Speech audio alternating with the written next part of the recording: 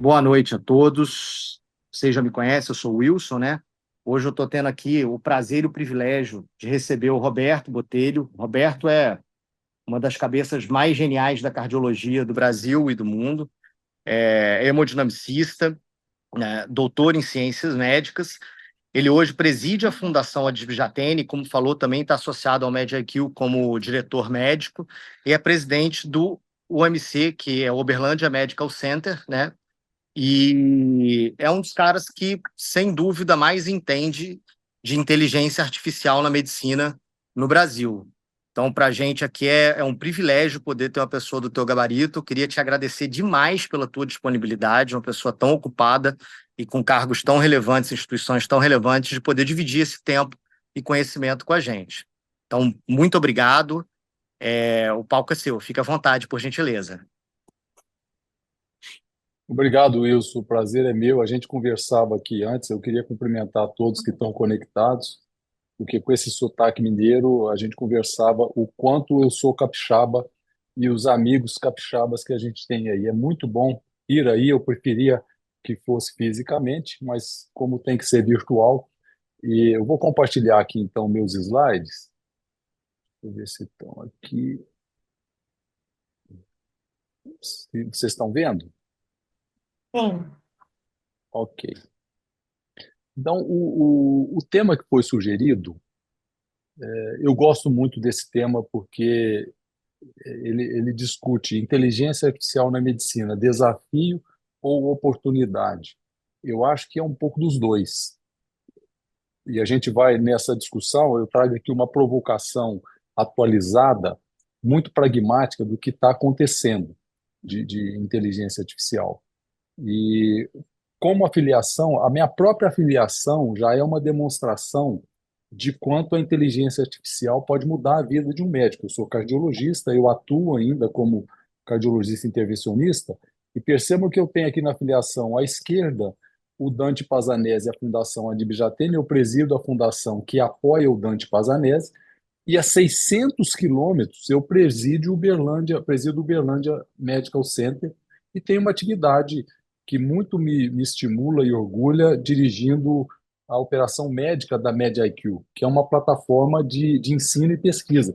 Então, isso seria impensado para conduzir essas operações com essa distância física e essa diversidade de propósito e de aplicação do conhecimento nessas áreas. Eu digo aqui, Fundação Adib Jatene Dante Pazanese, instituições públicas sem fins lucrativos, e do lado de cá, iniciativa privada. Esse já é um primeiro começo. Mas eu sempre trago conflitos de interesse. Isso aqui é uma foto do nosso projeto em Uberlândia, Uberlândia Medical Center, e nessa visão lateral, vocês veem que eu tenho aqui uma torre de hospital e aqui uma torre clínica, que é uma torre inteligente, que está embebida de tecnologia em todos os andares. Aqui a gente opera a inteligência artificial, a gente opera a telemedicina, nós fazemos impulsionamento digital, nós fazemos navegação de paciente com Natural Language Processing, há startups nisso,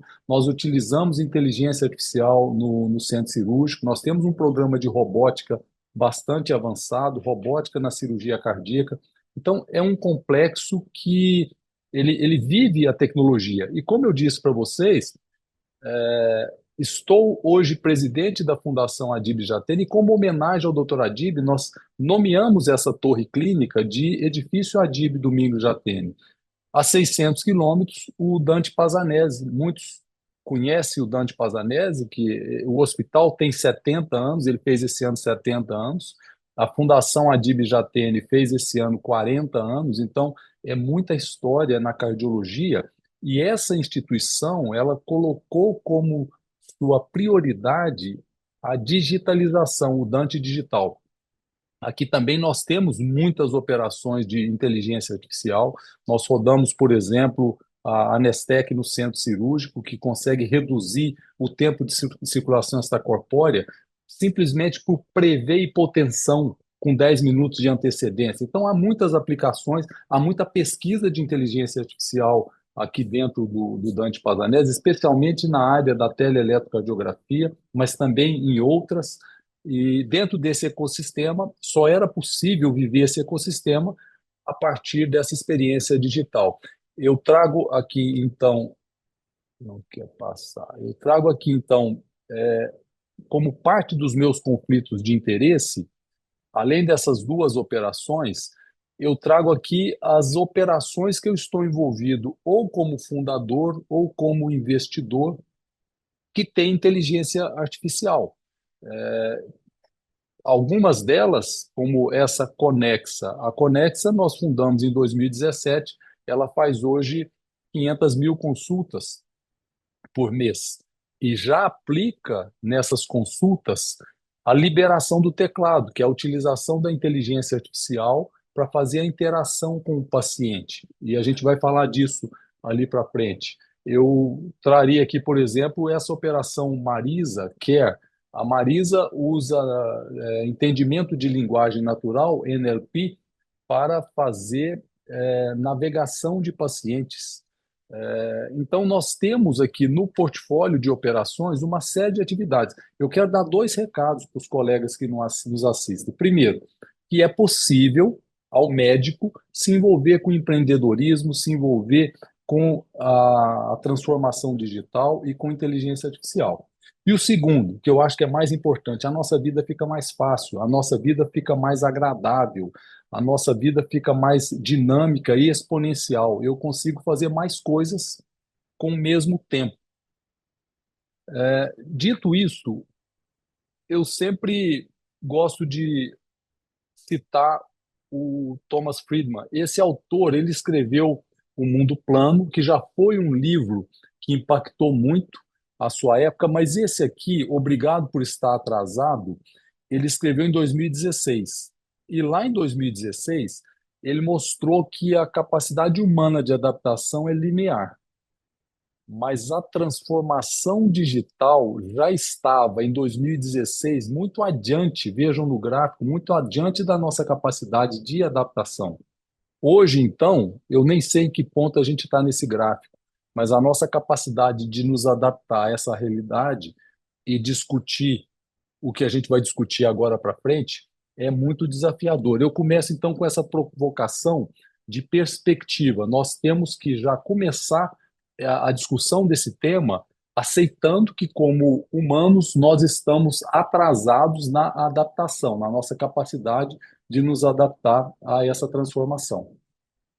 E desde que o Homo sapiens se estabeleceu na hierarquia da evolução, e eu sou um evolucionista, né, ele se diferenciou como indivíduo, ou como sociedade, ou como grupo, pela sua, pela sua jornada de dado à decisão. O Homo sapiens, ele contextualiza dado para gerar informação. Ele significa essa informação para gerar conhecimento.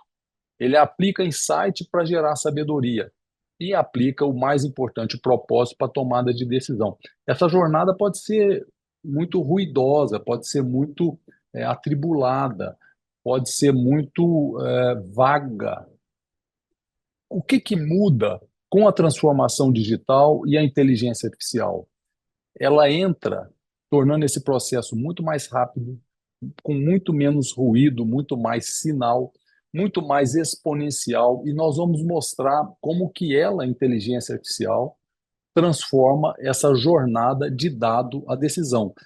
Por quê? Porque inteligência artificial, ela é nutrida de dados para gerar um output, para gerar um resultado.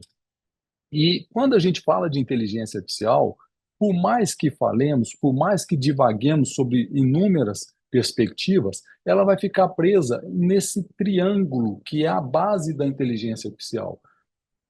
Mais importante, capacidade computacional. Do lado de cá, a capacidade computacional gerando, junto com os fenômenos da convergência digital da internet, gerando um grande volume de dados. Esse grande volume de dados sendo degustado pelos computadores, pela inteligência humana que cria algoritmos, e algoritmos vêm de álgebra, são cálculos matemáticos, esse tripé, ele define a inteligência artificial. Ao mesmo tempo que define, ela é temporal, porque em cada época nós teremos diferentes níveis de inteligência artificial. Houve um momento que a calculadora podia ser considerada uma inteligência artificial, porque ela estava fazendo alguma coisa que até aquele momento só era feito por humano. Agora, à medida que essa capacidade computacional aumenta, e ela aumenta, à medida que esse volume de dados se qualifica, nós podemos criar algoritmos cada vez mais capazes. É isso que nós vamos mostrar na evolução da inteligência artificial, o que nós estamos fazendo hoje. Um outro aspecto muito importante desse tripé, como eu falo aqui dos dados, é o quanto esses dados vêm se transformando, tanto em consequência da produção computacional, mas também por causa da velocidade, da ubiquidade da computação em nuvens, nós temos um volume cada vez maior de dados, uma variedade impressionante desses dados, uma velocidade, porque sai de um lado a outro para o planeta, do planeta em segundos, uma qualidade e valor. Hoje nós temos muito valor nesses dados. Agora, para intensificar esse ambiente, ela, a inteligência artificial, há 2 anos, já começou a se atrever a gerar dados. Eu vou mostrar para vocês mais para frente como que a inteligência artificial gera dados. E nós entramos, então, no mundo surreal da inteligência generativa, que é capaz de gerar dados e aí caminhar para a autonomia. Com relação à capacidade computacional, eu sempre gostei e conversava agora com vocês sobre o Kurzweil, o Raymond Kurzweil, ele mostra esse gráfico da lei de Moore, que desde 65 previa que a capacidade computacional em cálculos por segundo por $1.000 dobrava a cada 18 meses. Isso já era exponencial e assustador, até que vem uma NVIDIA que promove um processamento paralelo e revoluciona a ciência dos chips e aumenta em 100 vezes essa velocidade. Então, nós temos uma multiplicação do exponencial, o que significa falar para vocês que, sob esse volume de dados disponível, eu tenho capacidade computacional inimaginável. E eu vou mostrar como que a gente sai do aprendizado de máquina para o aprendizado profundo, para a inteligência generativa, que é o momento que nós vivemos hoje nesse espantoso mundo da inteligência artificial. Outro fenômeno que está impactando muito a nossa vida e vai impactar muito a vida da medicina é que nós estamos habituados a coletar dados nos bancos de dados dos computadores, nas nuvens dos nossos sistemas de gestão. Agora eu chamo a atenção dos senhores para essa oportunidade da internet das coisas, Internet of Things, e a internet das coisas médicas, os IoTs. Tem uma previsão do Goldman Sachs, e banco não erra, que para o ano que vem nós teremos 41 bilhões de dispositivos com internet das coisas. Que dispositivos são esses? Nós estamos habituados a ver os relógios, as pulseiras, óculos, roupas, adesivos, esses earphones, isso aqui já tem inteligência artificial. Então, esses dispositivos conectados, eles passam a ser uma grande fonte de dados para a produção de algoritmos. E são também substrato para a aplicação desses diferentes algoritmos, como a gente vai discutir. Vejam, isso aqui são dados de 2024, o número de dispositivos submetidos para aprovação do FDA. Nós estamos habituados a ver o FDA aprovar medicamentos ou dispositivos médicos. Agora, aprovar algoritmo de inteligência artificial são 950 esse ano. Só na cardiologia, 98. São relógios, vocês veem aqui, Apple, Fitbit, Garmin, todos vocês conhecem. São esses dispositivos como pulseiras, como adesivos. Vejam aqui adesivos, anéis com inteligência artificial. Então, o FDA passa a ter um departamento de aprovação de algoritmos. E nós, médicos, passamos a ter operações de pesquisa clínica para validação desses algoritmos. É um mundo absolutamente novo, mas muito real, muito presente. Nós aqui na MedIQ já estamos trabalhando um programa de aceleração desses dispositivos para aprovação regulatória. Eu entrei nesse mundo e aí eu começo um storytelling para ficar mais agradável essa nossa conversa de inteligência artificial. Essa aqui foi minha primeira patente e a minha primeira imersão em inteligência artificial. Nós patenteamos na Europa e nos Estados Unidos um, um algoritmo que detectava o infarto com uma derivação. Vejam que essa publicação nós tivemos como primeiro autor o Mike Gibson, que hoje é o diretor do Bain Institute, que é uma Academic Research Organization de Harvard. Nessa época, nós fazíamos um programa de telemedicina que estava em alguns países, mas a gente fazia 10 mil exames por dia. Esse engenheiro que está aqui em vermelho, Carlos Vidagrã, nos questionou, médicos, por que que a gente usava 10 cabos para fazer um eletrocardiograma. Isso custava caro, dava trabalho, tinha que fazer manutenção. E ele propôs treinar máquinas para fazer com 2 cabos, ou seja, uma derivação. Eu achei um absurdo naquela época, isso foi 2015. Eu achei um absurdo que ele fizesse uma proposta dessa, porque o eletrocardiograma que tinha 110 anos, ele dependia de vetocardiograma, tinha que ter uma visão tridimensional, ver todas as paredes do coração. Eu usei toda a minha argumentação e prepotência para um padrão cognitivo humano que precisa de plausibilidade biológica. Eu falei para ele, isso não é possível, pois esse jovem tinha seus 23, 24 anos, o Vidagrã, ele em menos de 3 meses, ele treinou as máquinas com uma base muito robusta de eletrocardiograma. A gente tinha os exames angiográficos e eletrocardiográficos de 4 mil infartos do programa Latin. Ele treinou a máquina e treinou com todas as derivações, D1, D2, D3, as precordiais, e viu a acurácia de cada uma delas. D1 nos deu uma curva ROC de 0,85, V2 uma curva ROC de 0,96. E a partir daí, que surpresa foi a minha, quando esse foi o primeiro paciente que nós tivemos um diagnóstico de infarto com uma derivação embarcado no Apple Watch. Me vem essa informação, porque a inteligência artificial, ela não afirma, ela te dá probabilidade. E uma probabilidade em vermelho de infarto, era um infarto inferior. Eu fiquei muito assustado. Como que eu posso fazer diagnóstico de infarto inferior a partir de derivação D1? Tive o privilégio de fazer a angioplastia desse paciente, não me incomodou, não me espantou fazer a angioplastia, implantar um stent. O que que me espantou?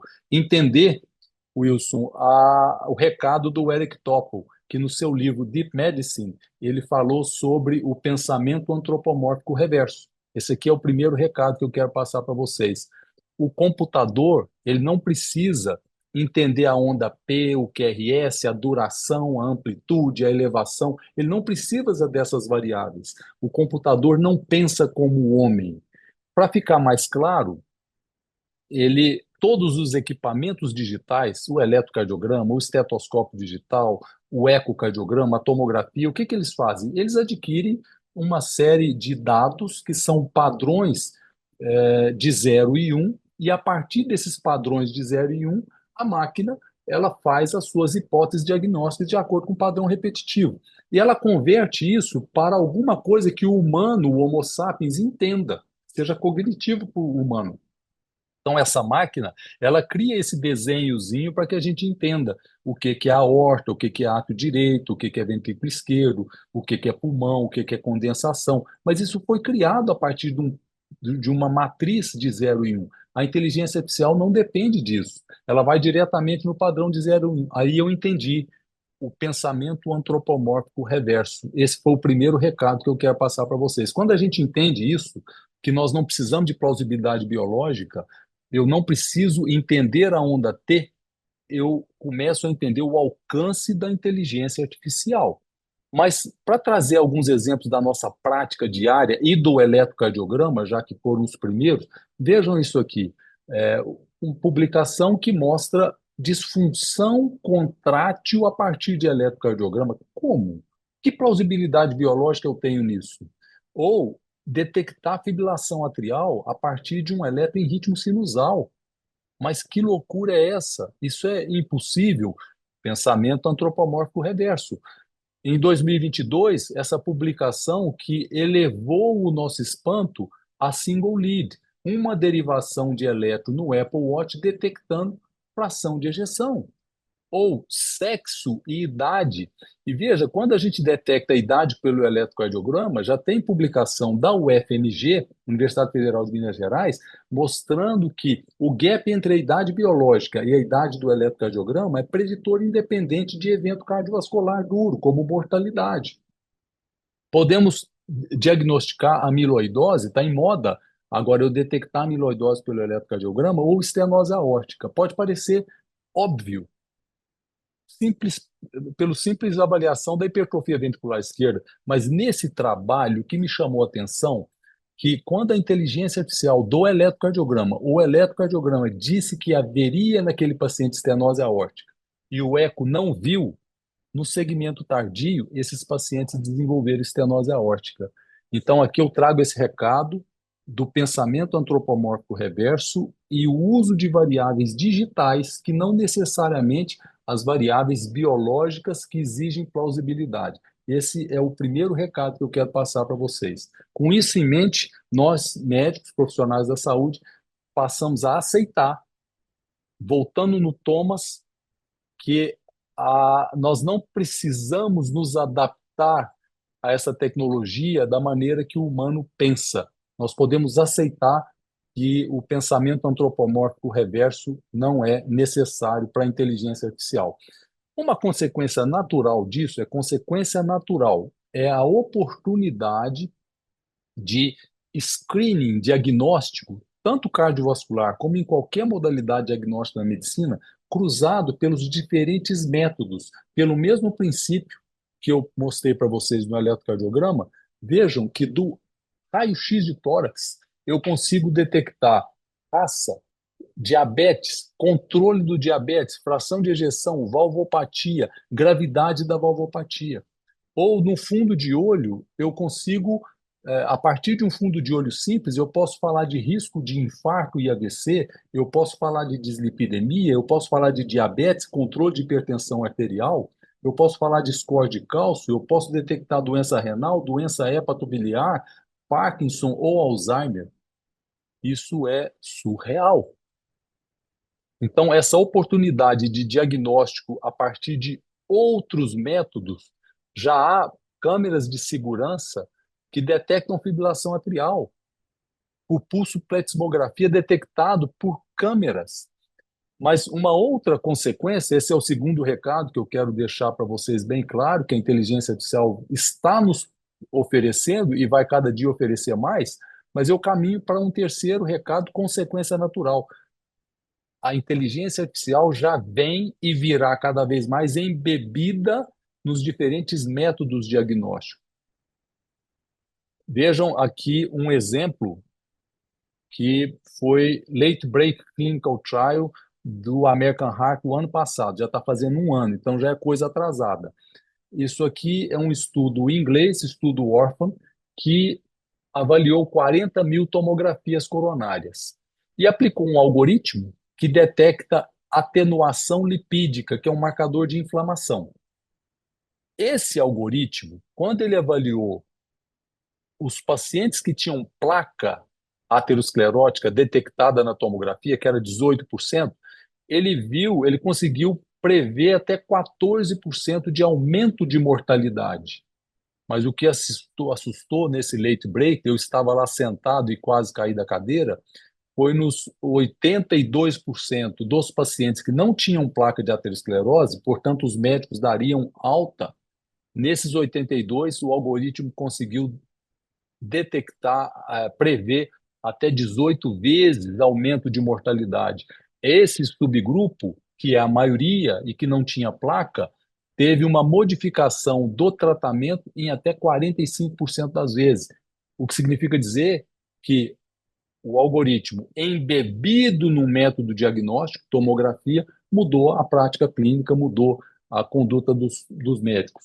Para quem é intervencionista, a gente tem vários exemplos da tomografia de coerência óptica, que a gente gastava quase meia hora para fazer um exame ou interpretar, hoje está automático, embebido na tecnologia, assim como o ultrassom intracoronário.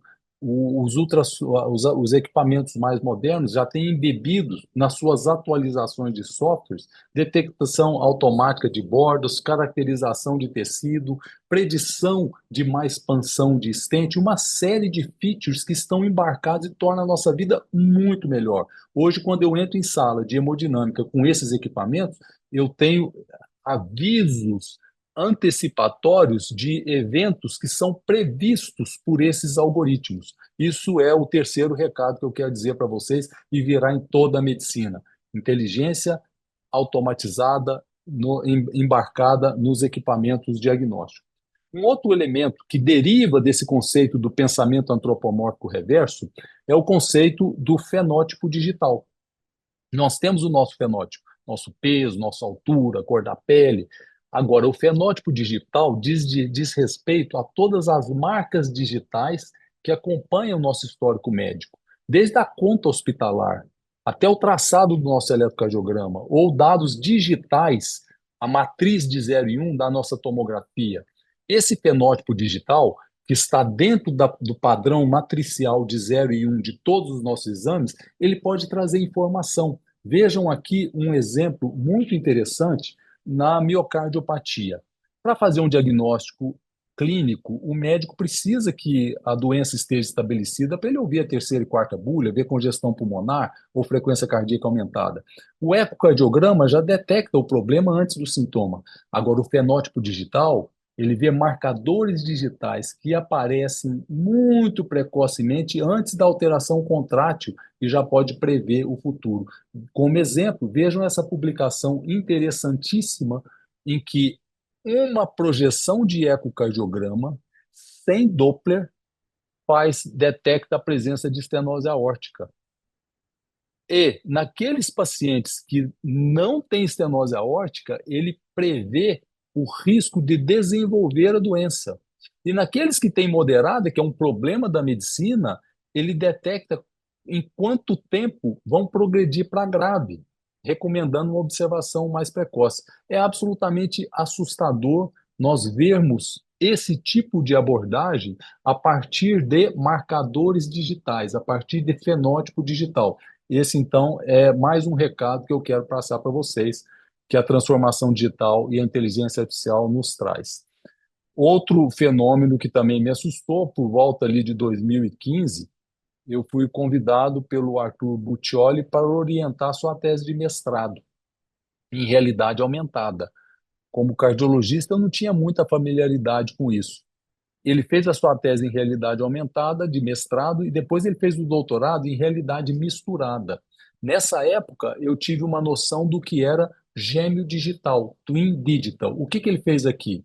Ele pegava a tomografia de um paciente e a gente simulava o tratamento de uma troca de válvula aórtica, uma TAV, porque ele trazia um protótipo digital da válvula de 26 milímetros, de 29 milímetros, e a gente simulava o tratamento no modelo de realidade aumentada, para prever leak paravalvar, para prever ruptura, para prever bloqueio de ramo esquerdo. Então, esse foi a minha introdução ao conceito de gêmeo digital. E hoje esse conceito de gêmeo digital não se restringe a essas atividades mecânicas, mas também na farmacologia. Você pode prever a resposta de um gêmeo digital a um fármaco. Então, nós já levantamos aqui a oportunidade dos Silica Trials, que são estudos clínicos em computação, e você simula e você consegue prever o que vai acontecer de evento adverso nesses pacientes. Então, mais um recado, que é o modelamento humano, os gêmeos digitais. Agora, nós vamos para um outro ambiente que é fenomenal. Isso aqui é uma foto real de uma operação que eu conduzia no Chile de telemedicina. Essa foto é de 2014. Nós tínhamos aqui, antes do paciente ser atendido pela telemedicina por um médico remoto, ele passava, e técnicos de enfermagem, colhiam exames de oftalmoscopia, otoscopia, dermatoscopia, pressão arterial, ecocardiografia, e transmitiam para o médico à distância. Isso foi 2014. O que que acontece hoje? A inteligência artificial embarcada nessas soluções, ela permite treinar uma técnica a fazer o ecocardiograma, adquirir o ecocardiograma, que naquela época a gente não conseguia. E depois já há softwares, já há algoritmos que interpretam o exame de ecocardiografia completamente, e são equipamentos de bolso. Esse fenômeno, ele está intimamente associado com o que a gente chama de desmaterialização. A desmaterialização, vejam, o eletrocardiograma que pesava 15 quilos, ele evolui para um relógio e ele pode chegar a ser embarcado nas roupas. Ou um ecocardiograma, que os senhores conhecem muito bem, evolui para um eco de bolso conectado a um aparelho de celular, e agora temos adesivos que fazem ecocardiograma. Sim, adesivos que nós aplicamos no tórax das pessoas, ele nos transmitem ecocardiograma a partir de adesivo. Então, essa desmaterialização, ela amplia a ampliação do encontro médico, porque o médico, quando vai se encontrar com o paciente, aquele ambiente clínico, ele é muito empoderado de informações obtidas a partir da inteligência artificial. Também, para aumentar a dimensão do encontro médico, o grande fenômeno que foi apresentado para nós da cardiologia pelo Eric Topol, da libertação do teclado. 60% do burnout dos médicos hoje nos Estados Unidos deriva da sobrecarga de trabalho médico. E o que que essas soluções propõem? E há várias no mercado, nós já aplicamos algumas. Elas propõem que o médico pode se liberar do teclado, conversar com o paciente. A inteligência artificial multimodal escuta a conversa, transfere para o prontuário e já guarda nos campos adequados. E mais, ela traz um suporte à decisão, com um sistema de suporte à decisão, alertando o médico de fazer perguntas que não fez, ou solicitar exames que ele ainda não solicitou. Esses sistemas de suporte à decisão, há vários. Isso já é discutido desde a década de 70. O que que aconteceu com a inteligência artificial? Ela veio acrescentando a inteligência generativa e o entendimento de linguagem natural junto com as bases de literatura. Então, a capacidade de entendimento de linguagem corporal associada às bases curadas de literatura, como o PubMed, por exemplo, cria esse sistema de suporte à decisão. Esse aqui é um trabalho do time da Cornell, que pegou 300 casos clínicos complexos publicados no New England, os senhores todos conhecem esses casos clínicos, e submeteu a 20 médicos, avaliando a capacidade diagnóstica desses médicos. Vejam aqui em azul os médicos trabalhando isoladamente, em verde os médicos apoiados por consulta à internet, por exemplo, o Google, em amarelo os médicos apoiados pelos Large Language Models, pela inteligência artificial generativa e, finalmente, o robô sozinho. Vejam que a acurácia do robô sozinho em ler o texto do paper, ver as imagens que estão no artigo ou vídeo, entender e fazer um diagnóstico é maior que o humano. Agora, depois que o paciente sai do consultório, que nós já experimentamos a ampliação do encontro, já liberamos o teclado, já entregamos suporte à decisão, o paciente vai embora, você entrega para ele os assistentes virtuais. O que que são os assistentes virtuais? Como o próprio nome indica, são soluções, tecnologias virtuais que apoiam o paciente.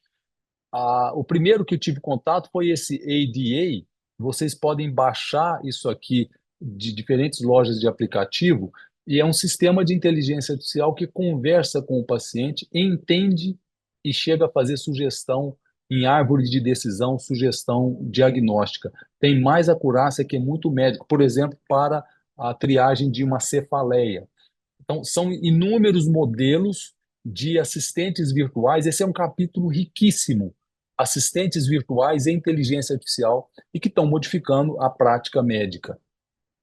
Finalmente, até aqui eu falei numa sequência de sugestão de tópicos que merecem a nossa atenção.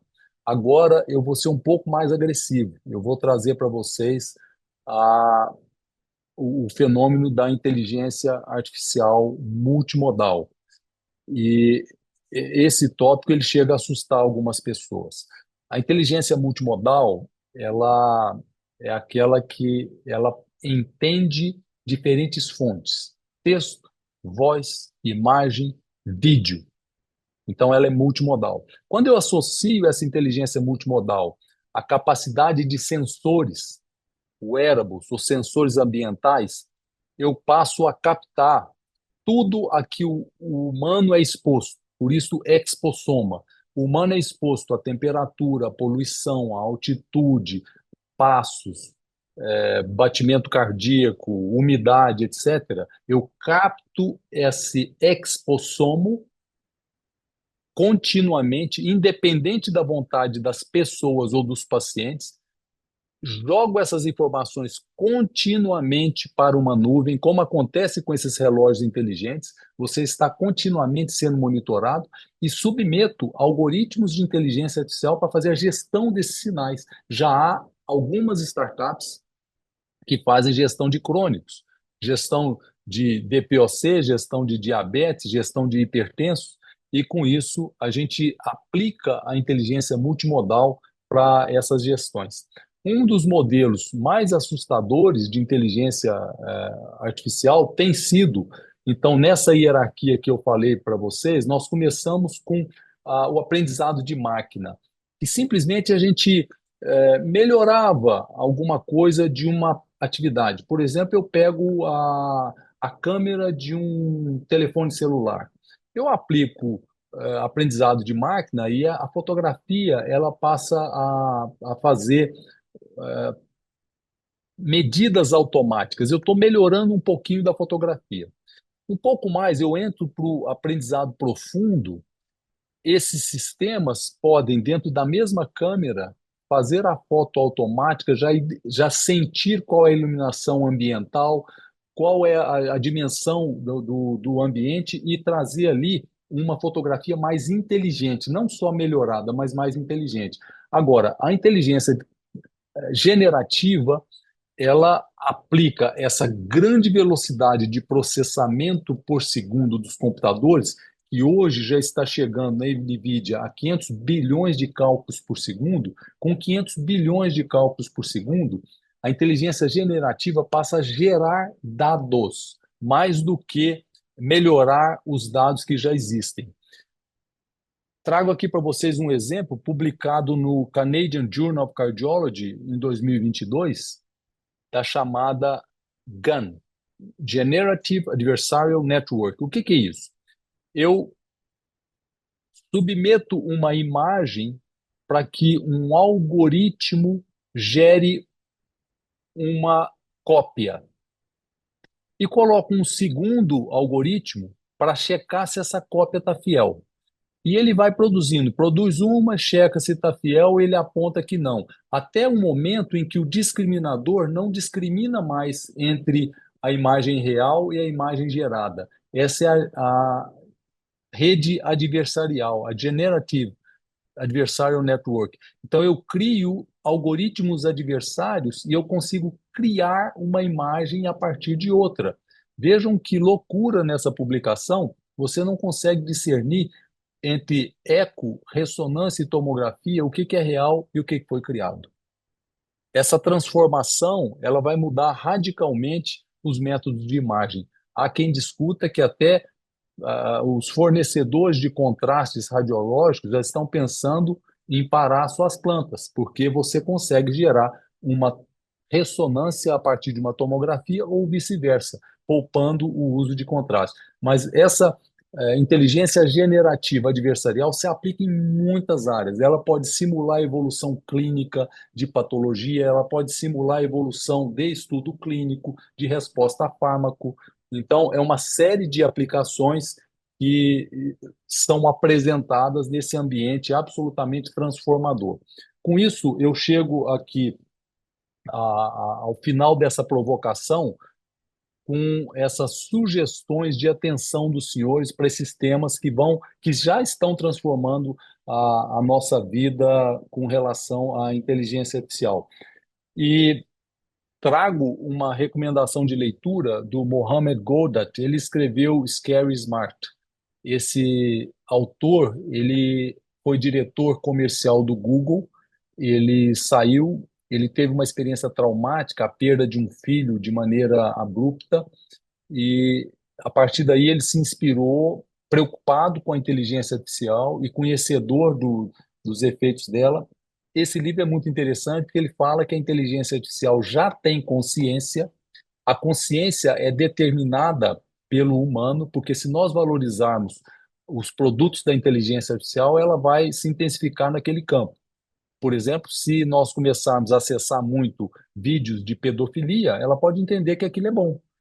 Mas se eu começo a priorizar vídeos de educação continuada em medicina, ela pode entender que aquilo é bom e vai hipertrofiar. Então, ele diz que a inteligência artificial não adianta, ela vai acontecer, ela será e já é mais inteligente que o humano, vai haver problema, problema de segurança, problema de privacidade. Vocês imaginam? Eu criei o meu próprio avatar. Quando eu mostrei para minha mãe, ela ficou assustada, porque se o meu avatar ligar para ela pedindo dinheiro, ela vai depositar. Nós temos problemas de segurança. Ela será exponencial, como eu mostrei para vocês, o crescimento da capacidade computacional, ela é exponencial. Esse é o grande preocupação e eu acho que é o grande destaque da humanidade. Os grandes entendidos de inteligência artificial pedem, imploram que não se desenvolva inteligência autônoma. Eu não sei se a gente vai ter controle sobre isso e que ela já está gerando informação. Nós voltamos então para concluir ao nosso Homo sapiens, aquele Homo sapiens que contextualizava dado para gerar informação, significava essa informação para gerar conhecimento, aplicava insight para gerar sabedoria, e aplicava o propósito para a tomada de decisão, aquele Homo sapiens ele foi extinto, não existe mais. Houve uma mutação e ele foi substituído. Alguns estão sobrevivendo, vão sobreviver mais uns 2, 3 anos, até que sejam completamente substituídos pelos mutantes homodígitos, que utilizam os grandes processamentos de linguagem natural para contextualizar a informação, utilizam o entendimento de linguagem natural para entender e gerar conhecimento, utilizam a inteligência generativa para gerar conhecimento e estão gerando conhecimento próprio. E, finalmente, como o Mohammed Goldat disse, e eu concordo com ele, a inteligência artificial já tem consciência para tomada de decisão. O profissional de saúde que não entrar e não procurar essa mutação, ele já está extinto. Agora, não é muito difícil para a gente adquirir essa mutação, e esse é o propósito dessa apresentação, e que a minha visão de médico diante desse desafio, oportunidade, nós temos que, agora nós vamos ter mais espaço para estudar, para nos dedicar às habilidades neutras. Nós temos que ter uma criatividade útil.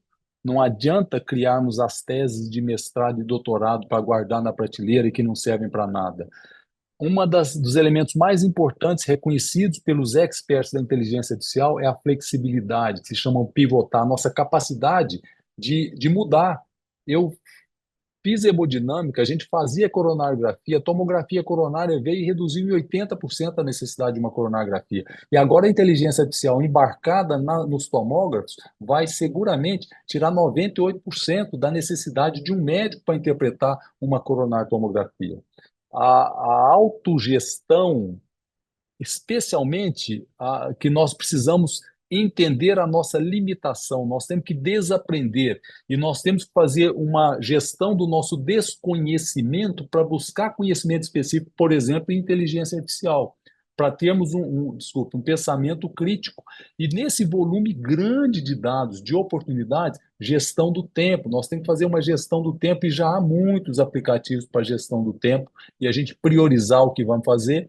E, fundamentalmente, agora nós temos que ter muita inteligência emocional. Os senhores estão vendo o crescimento de suicídio, o crescimento de depressão, o problema de saúde mental que avassala. A gente tem nas nossas estatísticas hoje o principal problema das empresas é a saúde mental, e essa inteligência social e espiritual ela tem que ser hipertrofiada, especialmente nos estudantes de medicina.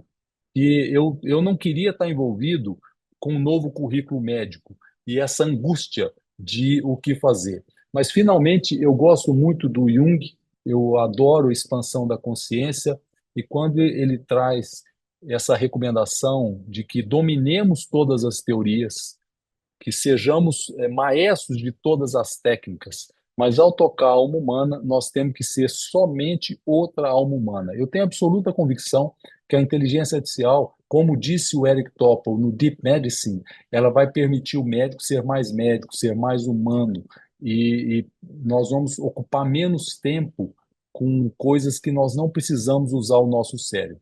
Finalmente, eu deixo aqui os meus contatos para que a gente possa interagir e a gente possa trocar informação nessa network. Finalmente, através desses contatos, nós vamos lançar com a Media IQ, nós devemos lançar agora, já em dezembro, um curso de inteligência artificial funcional, dirigido a lideranças. Não é um curso de literacidade para aprender termos, não. É um curso para você sair fazendo, aplicando. Eu tenho revisado esse currículo junto com os nossos colegas, e está participando conosco o time de Harvard, do Mike Gibson. A gente deve trazer uma agenda bastante inteligente e profunda sobre inteligência artificial funcional. Mas a gente vai comunicar isso através da MediaIQ, mas através dos meus contatos também eu posso passar para vocês. Eu acho que agora em dezembro a gente já lança esse programa. Fico à disposição, Wilson, para qualquer pergunta, e obrigado por poder falar para os capixabas. Da próxima vez eu vou aí para a gente comer uma moqueca. Você está convidadíssimo, Roberto, está convidadíssimo. Assim, eu estou ajudando no Centro de Estudos já tem pouco mais de 2 anos, e eu posso falar que certamente essa aula foi a aula mais interessante que a gente teve aqui no curso, no Centro de Estudos, não tem a menor dúvida disso. Uma das coisas que eu vim tentando fazer ao longo do tempo que eu tive na frente do Centro de Estudos era tentar trazer aulas que saíssem da que eu brincava com o Bruno, que é o diretor responsável, que são as aulas fora da caixinha, né? Então a gente trouxe direito médico, trouxe propaganda médica, trouxe inteligência artificial agora, pesquisa clínica, tentando sair do mais do mesmo. Mas sem dúvida, o ponto fora da curva, assim, em relação à qualidade e conhecimento realmente que a gente está totalmente por fora, né? Foi a tua aula espetacular, assim, eu fico até sem palavras para poder dizer. Por outro lado, quando eu olho o chat, eu vejo que as pessoas estão assustadas, né? E é natural esse estranhamento nesses primeiros contatos. Acho que é natural, inclusive, da espécie humana, o estranhamento com o desconhecido. A gente conversava no início da aula sobre um livro que eu acho que faz sentido de pegar, e esse foi uma dica sua, inclusive, quando eu assisti essa aula 1 ano atrás, e quando você fala que ela está atualizada, você realmente tem razão, né? A velocidade é muito rápida, a aula está extremamente mais interessante e com muito mais informação do que quando eu vi, né? E eu acho que o livro do Topol, né, o Deep Medicine, ele tem um olhar muito reconfortante em relação a isso tudo, porque a gente tem essa primeira impressão de caramba, tá tudo diferente, aonde eu me encaixo nisso, isso vai roubar meu emprego, e não é nada disso. Na realidade, ele traz um olhar de que talvez a gente tendo todo esse armamentário à nossa disposição, a gente volte a ter tempo para poder fazer o que realmente importa dentro da prática médica, que é o contato humano, né? Então, a gente pega, por exemplo, essas interfaces que você mostrou de gerar o prontuário médico sem o teclado, isso faz com que você possa ter aquele momento da coisa mais simples que se perde quando você tem que ficar preocupado em registrar as informações, que é o olho no olho, né? Então, talvez a tecnologia esteja devolvendo para a gente aspectos de humanização que a gente perdeu com o tempo pela necessidade do trabalho médico, né? O Riley, ele dá um exemplo bacana do radiologista poder filtrar os exames que são normais, se preocupar mais com os exames que são efetivamente complicados, e com isso talvez ele voltasse a ter o momento de poder conversar com o paciente sobre o seu exame, conversar com a família sobre o seu exame e fazer uma atividade médica mais humana. Então, acho que e além da tecnologia, é algo que é o recado que a gente talvez tenha que ter, né? Tem um grande pensador que diz, no século XVIII, que a tecnologia ela não é boa ou é má. A tecnologia é. A gente é que vai ter que fazer o uso dela da maneira boa ou da maneira ruim. Então, assim, eu tô realmente abismado, entusiasmado com a tua aula e foi realmente espetacular. Eu não me sinto, não tenho nem capacidade de fazer perguntas, eu só queria fazer esses comentários, assim, elogiosos e grandiloquentes, porque eles estão à altura, de fato, com o que a gente presenciou aqui nessa última hora. Quero abrir aí para as perguntas. Eu olhei aqui no chat, eu não vi nenhuma pergunta. A Andrea, que pede o link do evento da Media IQ, que vai ter em dezembro, dia 17 de dezembro, a gente vai ter um evento presencial, híbrido, né, e online, de cardiologia, trazendo medalhões como Michael C. Gibbon, né, Gibson, o Manesh Patel e outros nomes, né. Vai ser lá no Dante, não é, Botelho? No auditório do Dante, vai ser transmitido, Isso. depois passo esses links para vocês. Você tem aí? Eu tenho no Esse, grupo da Media IQ, mas qualquer tá, coisa eu pego. Se eu não conseguir, eu pego contigo e transmito pela lista de transmissão. tá. É no mediaiq.com.br é o site, mas eu te mando aí. Eu recomendo fortemente, porque o primeiro é um review, né? Um cardiology review, e a gente tem o Manesh, ele é diretor da Duke e foi eleito o médico do ano pelo American Heart. O Mike Gibson, ele é o diretor do BEM e ele é o médico mais influente do mundo. Ele tem 48 milhões de seguidores.